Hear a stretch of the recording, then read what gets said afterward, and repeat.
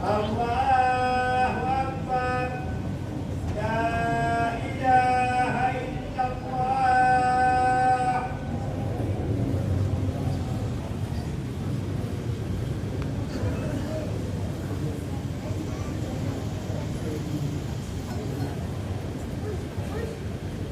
الحمد لله بنعمته تتم الصالحات وبذكره تطمئن القلوب، واشهد ان لا اله الا الله وحده لا شريك له، له الملك وله الحمد وهو على كل شيء قدير، واشهد ان سيدنا ونبينا محمدا عبده ورسوله اكرمه الله سبحانه وتعالى بالهجره صلى الله عليه وعلى آله وصحبه وسلم تسليما. أما بعد، عباد الله، عاش صلى الله عليه وسلم في مكة قبل الهجرة 13 عاما يدعو فيها إلى التوحيد ويوجه النفوس إلى عبادة الله تعالى وحده. قل إنما أدعو ربي ولا أشرك به أحدا.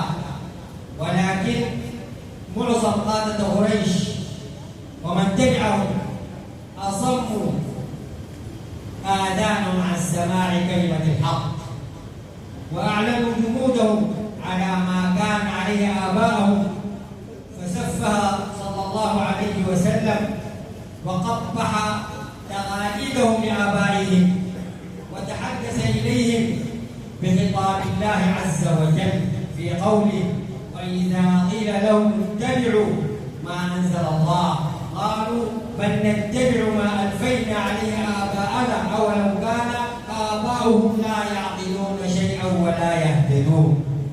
وفي قوله سبحانه: وإذا قيل لهم تعالوا إلى ما أنزل الله إلى الرسول قالوا حسبنا ما وجدنا عليه آباءنا أولو كان آباؤهم لا يعلمون شيئا ولا يهتدون.